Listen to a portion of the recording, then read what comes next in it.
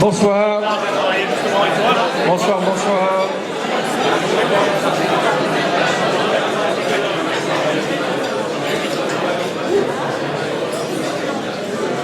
Bonsoir et bienvenue à une réunion un peu plus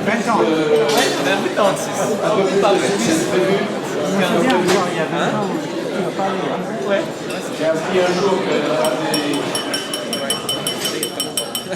J'ai appris un jour qu'un des secrets pour donner l'impression d'une réunion où vraiment il y a beaucoup de monde, plus de monde que prévu, c'est de mettre moins de chaises que d'invités. Et quand les derniers invités arrivent, on dit mon Dieu, oh là là, etc. Là, je crois que c'est réussi. Je vous remercie de votre patience. On est un peu aussi dépassé côté logistique alimentaire. Mais il y aura un gâteau tout à l'heure. Donc tout n'est pas perdu. Donc nous fêtons aujourd'hui le 20e anniversaire d'une aventure qu'on a voulu dès le départ paradoxale, c'est-à-dire aller contre ce qu'on fait d'habitude, contre l'enseignement habituel des associations, etc. Et d'abord, je voudrais saluer un des pères fondateurs qui malheureusement n'est pas là, c'est Jean-Yves Comte. Jean-Yves Comte était à l'époque patron de la mission économique au consulat. Il est maintenant en Floride. Il est venu ici il y a quelques mois. On l'a reçu et honoré. Et c'est lui qui a donné son nom à DBF, pour la petite histoire, parce qu'il avait stocké la liste des invités dans un logiciel qui s'appelle Débase 2. Je sais que ça date. Nul expert. Je vois, il y a Marilène Delphis qui était avec Laurent Rivardier à l'origine du logiciel 4D sur le Macintosh et puis après sur Windows. Donc les bases de données, effectivement, c'était vraiment antique. Oui, c'était ce qu'il avait sous la main. Et on s'est gratté la tête pour trouver un nom pour le groupe. Et on a dit, c'est DBF. Voilà, le nom, c'est resté. Alors, je voudrais aussi, on va essayer de ne pas faire des remerciements qui vont durer toute la soirée. Vous savez, comme aux Oscars, ma mère, ma tante, ma masseuse, la cousine de ma grand-mère. La cousine de ma grand-mère. Comment? Marilène, t'as des histoires de masseuses? C'est sympa de découvrir. Donc, parmi les géos ici présents, il y a François Logier, vieil ami François.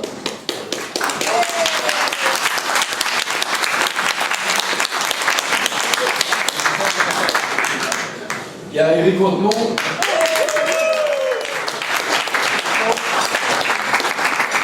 Il y a Frédéric Stemmelin. Frédéric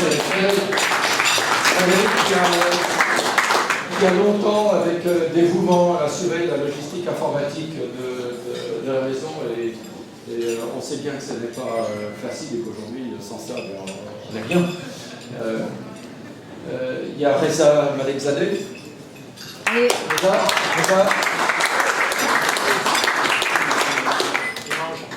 Reza Mange, oui.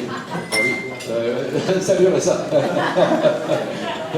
Reza nous aide, et en particulier, il a eu une très bonne idée de nous faire utiliser Eventbrite pour les invitations et de faire venir, pour vous aider aussi, une ou plusieurs stagiaires à chaque fois, que c'est une association de bénévoles. Alors l'idée, il y avait deux idées. L'idée, c'était de faire venir des entrepreneurs, des artistes, des académiciens, des hommes politiques, on en a eu. Et je vous raconte pas lesquels. Justement, pour faire parler d'eux. Parce que toute la journée au bureau, on a le droit de PowerPoint. Et donc la dernière chose qu'on veut quand on vient à une réunion comme ça, c'est d'avoir une fois de plus quelqu'un qui vous parle de la pureté cristalline de la stratégie de son entreprise. Voilà, ça on a vu, c'est fait. Donc l'idée c'était de faire parler la personne d'elle-même. Alors ça n'a pas toujours, au début ça a été un peu difficile parce qu'il y a des individus pour qui ça va bien et il y en a qui ils trouvent qu'ils n'ont rien d'intéressant à dire alors que ce sont des gens peu intéressants. Donc on a décidé de changer un peu la formule et donc d'avoir quelqu'un qui interviewe. Donc ça a été François, c'est le plus souvent votre serviteur, Tressa, et il y a eu aussi Marc Versel, Fred Sellin aussi, qui a interviewé. C'est toi qui as interviewé Jean Dupont, je me souviens bien. Non, j'en ai plusieurs, mais Benamou. Voilà, évidemment. Donc c'était ça, le paradoxe dont j'ai parlé il y a une petite seconde, c'était le suivant, c'était qu'on ne voulait pas faire quelque chose comme une association d'anciens élèves de grandes écoles, c'est fait, le Rotary, le Lions Club, etc. Donc on voulait une association très informelle, sans statut, on n'a pas de statut. Et à l'époque on disait la carte de membre, c'est un billet de 20 $. Donc l'association, vous venez, vous payez, vous ne nous devez rien d'autre, et on ne vous doit rien d'autre que de vous faire passer un bon moment. Alors ça a été par moments assez difficile. Il y a eu des moments où d'abord on a été nomade. On a été assez longtemps abrité chez François. Après on s'est trouvé dans un parc à Meadowpark, dans un pavillon. Comment Holbrook Park. Enfin ça a été. Et puis finalement, depuis maintenant 2 ou 3 ans, nous sommes les hôtes du Sofitel, ça tombe bien, c'est un hôtel d'une chaîne française, la grande chaîne Accor, et dans les remerciements, il y a l'hospitalité que des accords de Sofitel et qui est bien agréable.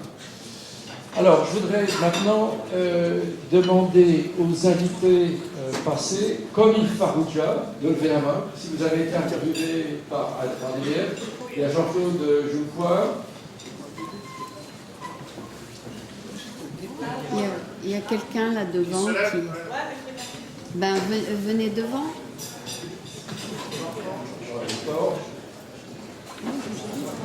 Ah, François Corr, qui était le premier invité. Donc ça fait 20 ans. Ça fait 20 ans. Si. Bravo.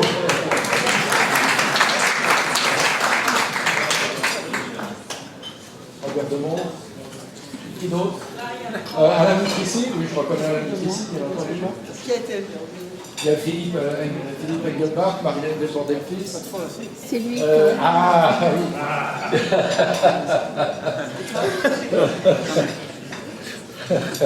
C'est qui? Maître Vrignot. Il faudrait qu'on le fasse revenir. Non, mais c'est vrai, on a eu des invités plus d'une fois, quelques invités plus d'une fois. Et l'histoire. Dans 10 ans, pour les 30 ans. L'histoire de Laurent Vrignot est une de celles qui mérite D'être écouté.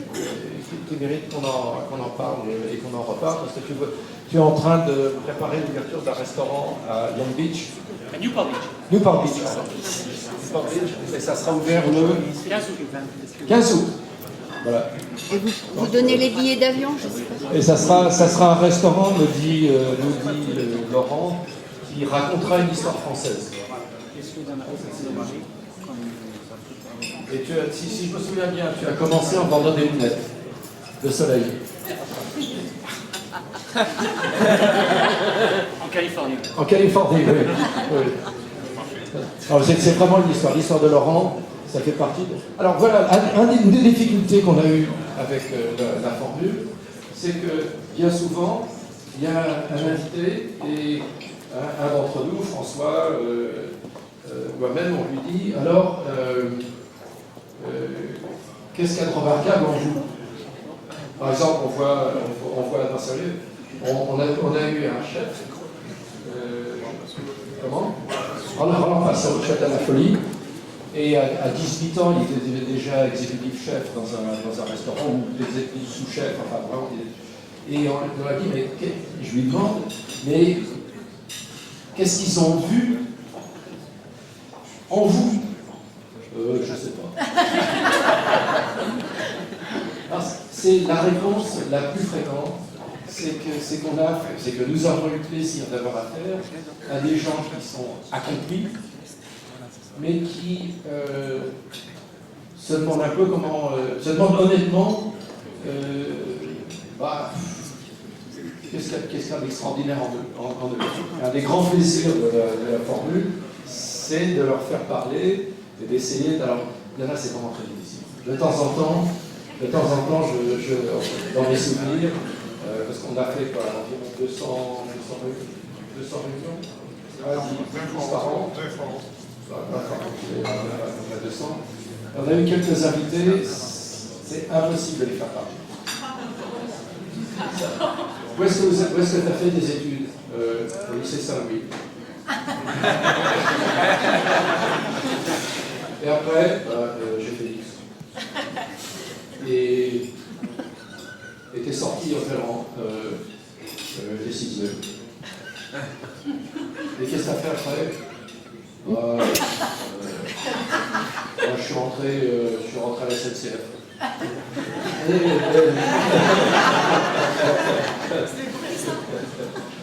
Il y a combien de polytechniciens dans la salle?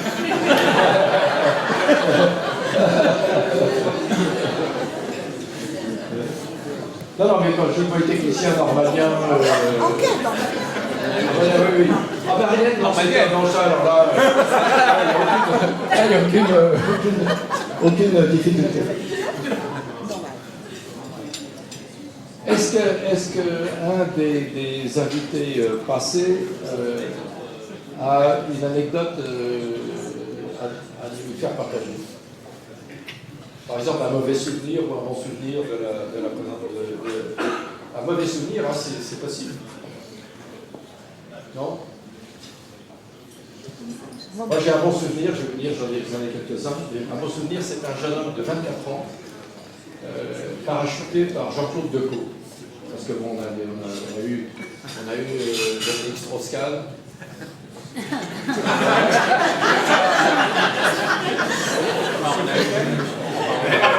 C'était pas au Sofitel. Ouais, comme le Sofitel. Merci François.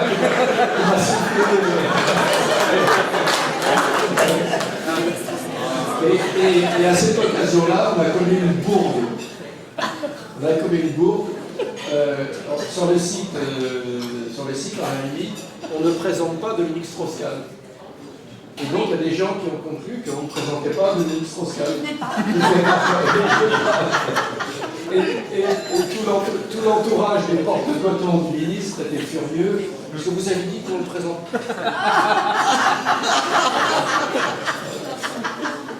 On a eu aussi, on a eu le plaisir d'avoir Michel Serres. Un grand plaisir. Et c'est vraiment intéressant, un homme de sa carrure intellectuelle et de sa présence personnelle. Et en particulier, on a eu le plaisir, Brigitte et moi et quelques amis, de le voir, de l'écouter à Stanford, au cours de français qui faisait évidemment Stanford de l'époque, d'expliquer une fable de La Fontaine. Une fable politique. Parce qu'un culte comme je suis, je ne savais pas que je connaissais le corbeau, le renard, etc. L'agriculteur et Laboureur. Heureusement qu'il y a des gens cultivés dans la salle. Et Michel Serres expliquant un texte de La Fontaine, donc ça a été un très bon moment. Et donc le jeune homme de Jean-Claude Decaux, il a été parachuté par Jean-Claude Decaux lui-même, qui a commencé un homme avec les dents. Jean-Claude Decaux, vous le savez, ne se lave pas les dents maintenant. C'est libre.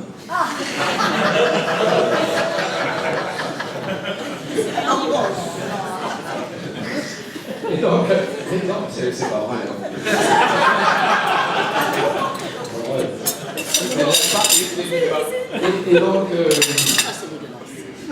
Et donc il a parachuté ce jeune homme pour vendre quoi à la mairie de San Francisco. Voilà, les 5-17. Donc il a réussi, parce qu'un bon vendeur, bon produit, avec des bons prix, parce qu'en fait c'est un produit qui procure des recettes aux municipalités. Donc ils vendent les 5-17, et puis il y a une élection qui arrive, le maire change, et donc il est obligé de vendre deux fois, parce que le nouveau maire a dit qu'est-ce que c'est que ça, qui est-ce qui a signé ça, ça des trucs. C'est une histoire intéressante de voir un jeune homme sans expérience, parce qu'en plus je me dis, moi j'ai aucune expérience, ils m'ont pas racheté là. Donc, je me demande ce qu'il avait fait à la fille de Jean-Claude Legault pour. Je vous en prie. Et peut-être que c'était un amour déçu, ou quelque chose comme ça.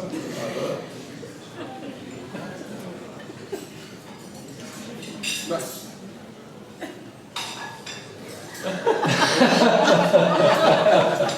Non, parce que. donner le micro à Victor. Donc voilà un peu la trajectoire qu'on a fait ensemble. Moi, je suis très reconnaissant à tous ceux qui nous ont aidés. Il y a des personnes qu'on voit régulièrement, d'autres qu'on voit là. Mais c'est tout aussi agréable. Ça n'a pas toujours été facile, à part le nomadisme. Il nous est arrivé de voir le fond du tiroir-caisse. Et donc, ça va entre nous, on va un peu d'argent dans le circuit à l'époque. Et on l'a fait avec plaisir.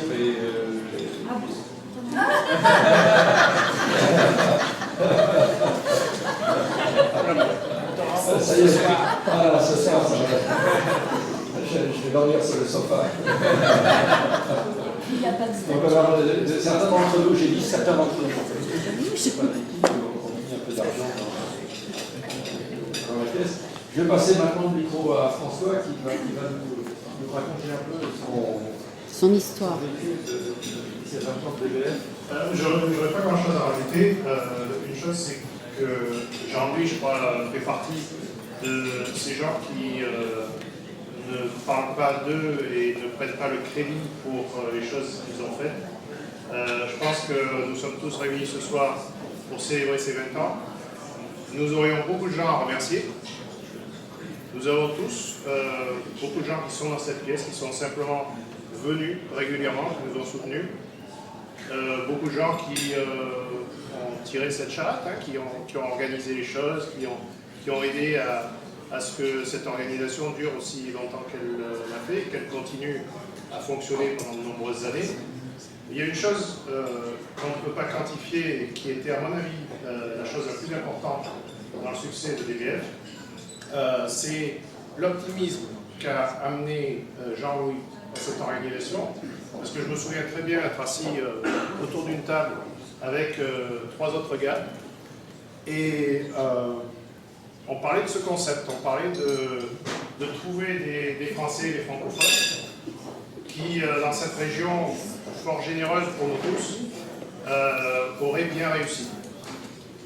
Et de venir les présenter aux autres pour inspirer un petit peu et divertir un petit peu toutes les nouvelles générations qui arrivaient dans cette Silicon Valley. Et je peux vous dire que ce n'était pas une majorité de gens qui pensaient que tous les mois, sans interruption, pendant 20 ans maintenant, nous arriverions à trouver quelqu'un du calibre des speakers qui sont aujourd'hui dans cette salle, qui nous font le plaisir de revenir, et de ceux que nous avons eus, qu'a cité Jean-Louis et d'autres. Et je me souviens d'une chose, et je connaissais à peine Jean-Louis à l'époque, je me souviens, j'avais recherché mes notes, et je me souviens d'écrire le nom Jean-Louis Gasset, 2 S, 2 T. Donc on ne se connaissait vraiment pas, et ce type-là, il était là, et il a dit, bien sûr qu'on va trouver quelqu'un tous les mois qui a fait ce genre de choses. Et ça ne se quantifie pas, mais je pense que c'est l'essence de DBF, c'est cet optimisme, cette foi dans ce qu'on sait tous faire et dans le plaisir qu'on a à se retrouver. Donc je pense que c'est une bonne occasion pour une fois de plus remercier Jean-Louis.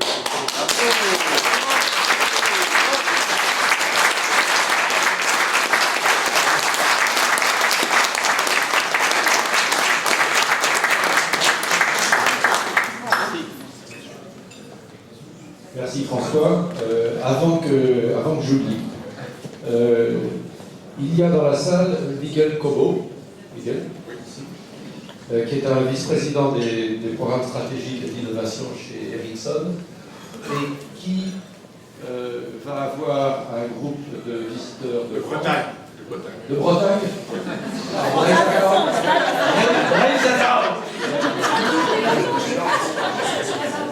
Les bonnets rouges, donc. C'est pas... Et Miguel me demande de vous demander d'aller voir si vous voulez parler à ce groupe. Vous, entrepreneurs, voilà, ça y est, c'est fait. Ça, voilà. Une chose, pour aller dans le sens de ce que dit François, un de mes plaisirs au cours de ces 20 ans, ça a été de voir des Français et des francophones, mais des Français qui représentent le meilleur des deux cultures. C'est-à-dire d'avoir le sens de l'humour, voire même quelquefois un peu qui a failli valoir. Je me demande comment je n'ai pas eu de procès quand je suis arrivé ici en 85, parce que je faisais ici à Cupertino les mêmes plaisanteries que je faisais à Paris. Et pas aujourd'hui, mais en tout cas, ça a été un plaisir de rencontrer des entrepreneurs français et étrangers. Juste un petit mot, il y a une autre personne que je voudrais remercier. J'ai vu, elle n'habite plus ici, elle est à Lyon, mais je l'ai vue tout à l'heure quelque part dans la salle. Elle est là-bas. C'est Carole. Ah oui. De la chambre. Je voudrais remercier parce qu'elle fait partie de ces maillons indispensables qui font que ça a pu durer pendant 20 ans. Donc je voulais juste les remercier aussi. Merci pour tout cette année. Voilà. Merci Eric, merci à tous. Ça me fait super plaisir que vous êtes là. J'avais pas prévu en fait les 20 ans d'EDF, je suis venu pour complètement autre chose et puis quand j'ai su que c'était là, je ne pouvais pas faire autrement. Donc ma fille est toute seule dans l'avion là pendant qu'on y est à cause de ça. Mais je pense que c'est bon, je vous en veux pas trop donc voilà. Et j'ai passé 15 ans magnifiques à San Francisco, dont 9 ans à la Chambre de commerce franco-américaine. Il y a Sophie qui est là aussi, je crois. Donc bravo Sophie. Il y a un petit moment mercredi soir d'ailleurs je crois, je vais essayer d'y aller. Et voilà, et j'ai passé plein d'années à DBF, au début comme caissière, comme avait dit quelqu'un à un moment. C'est vous la caissière, c'est la caissière. Et puis à un moment je suis venu géo et c'était très sympa aussi. Donc voilà. Et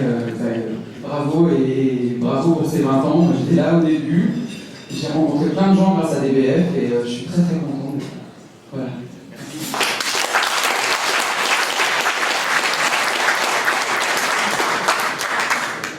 Je ne voudrais pas oublier de mentionner Olivier Garde. Olivier. On ne le voit pas beaucoup. Alain Barito. Ah oui, Alain Barito. Alain Barito. Oui. Encore un breton. Non, mais c'est vrai, voilà, d'aller voir. Nicolas Elbaz, qui n'a pas pu venir. Alain était là le mois dernier. Ce soir, qui a été un très bon entrepreneur, qui a vendu sa société, qui est une société qui s'appelait Softway, si je me souviens bien, et qui est devenu un excellent venture capitaliste à Partech. Voilà, est-ce que maintenant, à l'un d'entre nous, il y a des questions, parce que d'habitude, est-ce qu'il y a des questions avant qu'on Oui. Moi, je voudrais juste vous remercier parce que, venant d'un autre monde que la haute technologie, vous avez présenté ici des gens absolument merveilleux qui nous ont servi, nous aussi, dans l'académie, dans l'université, dans la linguistique. Et je voudrais vraiment vous remercier d'avoir amené ces gens-là pour nous. C'était vraiment apprécié. Et nous avons beaucoup appris et beaucoup apprécié. Merci beaucoup.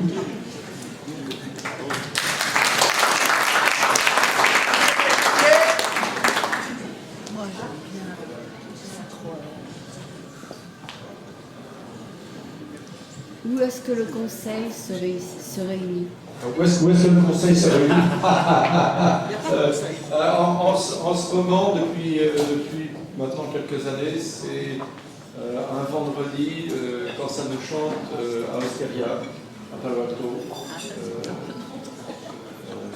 Où la mission n'est pas trop lourde, donc ils sont gentils comme tout. Vous savez, non mais sérieusement, quand je dis qu'il n'y a pas de statut, pas de règles de fonctionnement, que c'est entièrement du bénévolat, c'est vraiment ça. Et je pense que ça a contribué à la longévité de la formule, parce que il n'y a pas de promotion, de conseil d'administration, de choses comme ça. Toutes ces structures de pouvoir que je connais bien au boulot, croyez-moi, un système de partenariat dans un fonds capitaliste, c'est particulièrement juteux. Ou alors dans les firmes d'avocats.